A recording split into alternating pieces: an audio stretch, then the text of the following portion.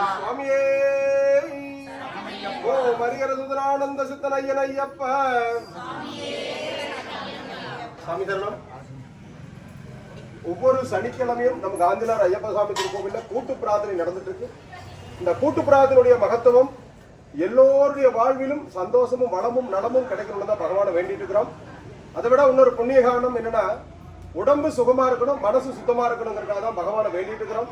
அதனால எல்லாருக்கும் எல்லாம் கிடைக்கும் இந்த கூட்டு பிரார்த்தனையில வேண்டிக்குவோம். இன்னைக்கு கூட்டு பிரார்த்தனை கணேஷ் அப்படிங்கிறவர் இன்னைக்கு வீடு சேலாகாம கிட்டத்தட்ட ரொம்ப பிரச்சனை. பகவான் மேல அவ்வளவு ஈடுபாடு உள்ள ஆளு. பகவான் இங்கிருந்து தரிசனம் பண்றதுக்காக சபரிமலைக்கு நடந்தே போனாரு. அப்படிப்பட்ட ஆளுக்கு ஒரு குறை, அது என்ன பகவான் நினைச்சிட்டு இருக்கிறாருன்னு தெரியல.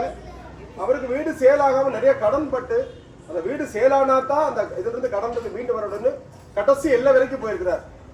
அவருடைய வீடு நல்ல முறையா வைக்கணும்னு பகவான் எல்லாரும் ஒரு சங்கல்பம் வச்சுக்கன்னு கேட்டிருக்காங்க. அது இல்லாம இன்னைக்கு உடைய அன்னதானம், இந்த அன்னதானங்கிறது போதுன்னு சொல்லக்கூடிய ஒரே பொருள் அன்னதானம். இந்த அன்னதானம் தயவு செய்து எல்லாருக்கும் ஒரு வாய்ப்பு எப்படின்னா, யாருக்கெல்லாம் டைம் கிடைக்குதோ நேரம் கிடைக்குதோ தயவு செய்து அன்னதானம் பண்ணுங்க. கர்மம் தொலைணும்னா தர்மம் செஞ்சாகணும். தர்மம் எப்படி செய்யணும்?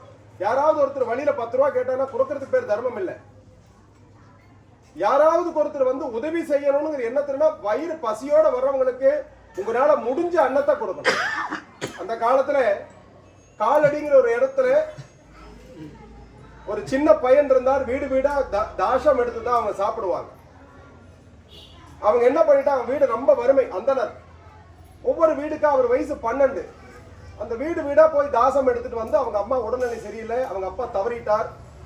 அவங்க சாப்பிட்டு இருக்கும் போது ஒரு வீட்டுக்கு யாசகத்துக்காக போறார்.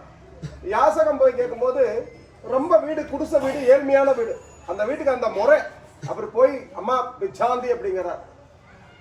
அவர் சொன்ன உடனேயே அந்த அம்மா உள்ள இருந்து வெளியில வர்றாங்க. இவர் அந்த குழந்தையை பார்த்த உடனே 12 வயசா சின்ன பையன், சிவந்த மேனி, அழகா அப்படி தக தக தகன்னு தாமரை பூ மாதிரி முகம். அவரை பார்த்தோன்னே கடவுளே நேரில் வந்துட்டாருன்னு சொல்லி போட்டு என்ன வேணும்னு கேட்கிறார். உங்க வீட்டு என்ன பசிக்குது, உங்க வீட்டு ஏதாவது இருந்தா கொடுங்கோன்னு கேட்கிறார். உடனே அந்த அம்மா வீட்டுக்குள்ள போறாங்க, என்னென்னமோ தொலைவுறாங்க, ஒண்ணுமே கிடைக்கல, குடிசை வீடு. உடனே வீட்டுக்காரர் பாகவதம் படிச்சுட்டு இருக்கிறார். அவர் ஏதோ ஒரு விளக்கு வச்சு ஏதோ சாமியுடைய நாமத்தை சொல்லிட்டு இருக்கிறார். உடனே இந்த அம்மா போய் சொல்றாங்க, இந்த மாதிரி யாரோ ஒரு குழந்தை வந்திருக்கா, பாக்குற கடவுள் மாதிரி இருக்கிறார், எனக்கு இல்லைன்னு சொல்றதுக்கு மனசு இல்லை, நம்ம வீட்டுல ஒண்ணு இல்லை, என்ன இருக்குது அப்படின்னு கேட்டிருக்கிறார்.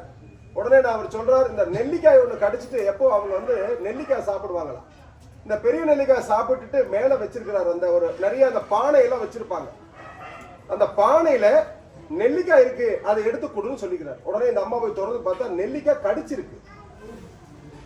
எப்படி கொடுக்கறது? இருந்தாலும் எங்கிட்ட அவ்வளவு யாரும் அந்த காலத்துல எவ்வளவு வறுமை வந்தாலும் வீடு தேடி யாசகம் எடுக்க வந்தால் அவங்களுக்கு இல்லைன்னு சொல்லாம கொடுக்கிறார், கொடுப்பாங்க. அதுதான் அன்னைக்கு உத்தமமா இருந்தது. உடனே அந்த அம்மா அந்த வறுமையிலும் கூட அந்த தர்மம் செய்யணும் ஒரு எண்ணத்தினால அந்த நெல்லிக்கனியை கொண்டு போய் இவர்கிட்ட நீட்டு அந்த மாதிரி கொடுத்த உடனே அவர் வாங்கி பார்க்கிறார். அவர் பார்த்த உடனே தெரிஞ்சுட்டார். அவரு குழந்தை தெரிஞ்சுட்டு இவன் வறுமையிலும் கூட கொடுத்து, ஏன்னா படிச்ச நெல்லிக்காய் கொடுத்துருக்காங்க.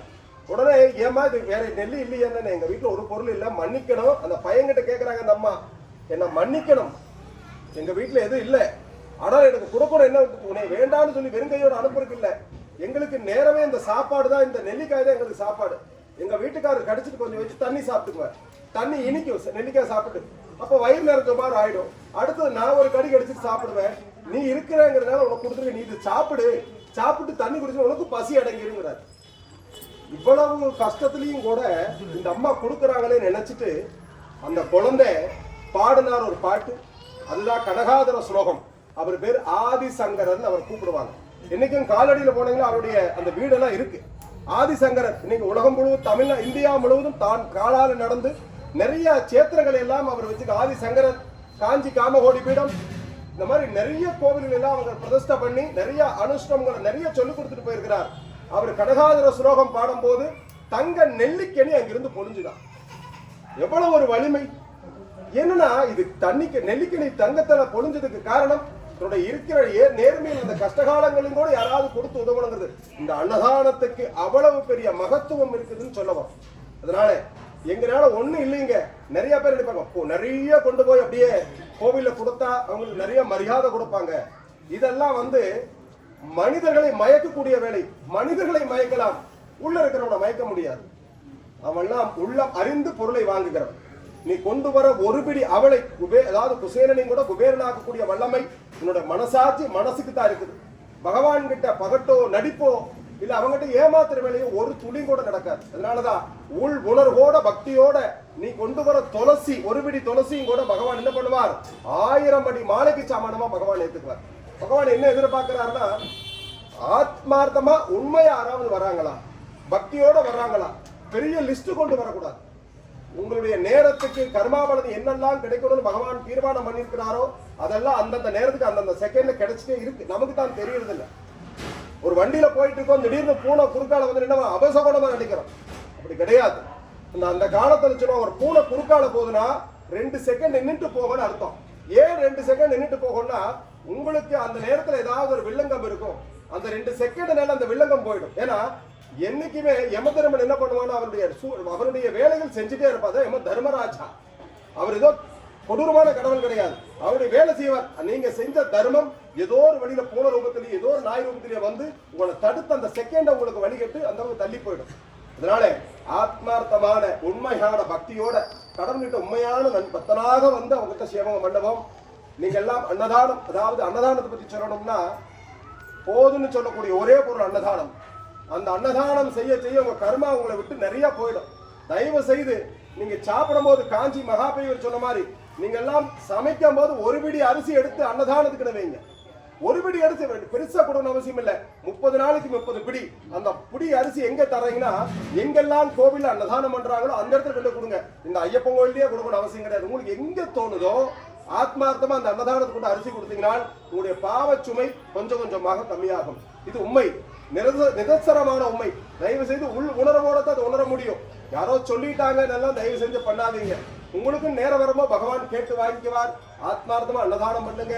நீராஞ்சனம் நிறைய பேர் தெரியுமா தெரியாது. நீராஞ்சனம்ங்கிறது சாதாரண ஒரு வேண்டுதல் பரிகாரம் இல்லை. ஒரு தேங்காயை உடைச்சு அதில் எலிக்கிளி போட்டு நல்லெண்ணெய் ஊத்தி பகவான் பின்னாடி கொண்டு காட்டி சுத்தி கொண்டு பண்ணும்போது உங்களுடைய பாதி தடைகள் அது தகர்க்கப்படுது.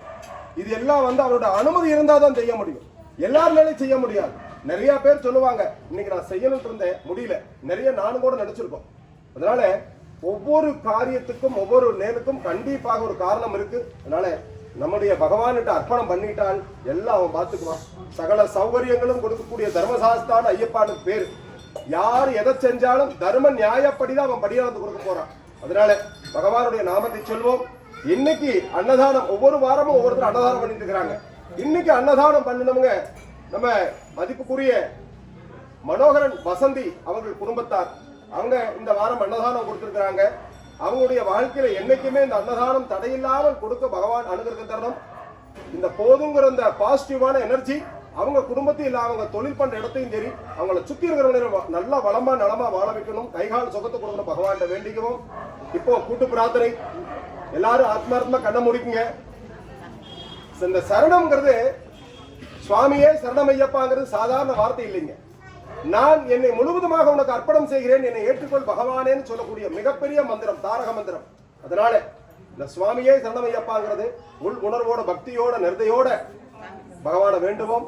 கண்டிப்பா நம்ம கூப்பிடுற அந்த சரணகோஷம் சத்தியமான 98ஆம் படி மேல் வாழும் ஸ்ரீ தர்மசாஸ்தா வெட்டும். நம்முடைய பிரச்சனைகள் எல்லாம் அந்த பனி போல் சூரியனுடைய பார்வை பட்டம்னா எப்படி பனி மலை போல் இருக்கிற பனி போல் கரைஞ்சு பகவான் அனுகிரகம் செய்வார்னு பகவானை வேண்டிக்குவோம். கூட்டு பிரார்த்தனை. சுவாமியே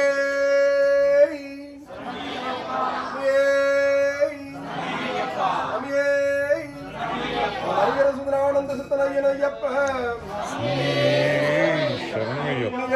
முடிதல் வேண்டும், நல்லவே எண்ணல் வேண்டும், திண்ணிய நெஞ்சம் வேண்டும், தெளிந்த நல்லறிவு வேண்டும், பண்ணிய பாவம் எல்லாம் பரிது முன் பணியை போல நன்னியனின் முன்னுங்கு நசிந்திடல் வேண்டும். அண்ணாய் அப்பா நான் வேண்டுதல் கேட்டல் புரிதல் வேண்டும், ஆறுயிருக்கெல்லாம் நான் அன்பு செய்யல் வேண்டும், எப்பாரும் எப்பதமும் எங்கடமும் சென்றேன், எந்திரனு திருப்புகளை இல்விடல் வேண்டும், செப்பாத மேலனை மேல் சுத்த சிவமார்க்கம் திகழ்ந்தோங் அருஜோதி செலுத்திடல் வேண்டும், தப்பேதும் நான் செய்யும் நீ பொறுத்தல் வேண்டும் தலைவா பிரியாத நிலைமையும் வேண்டுவனே சுவாமியே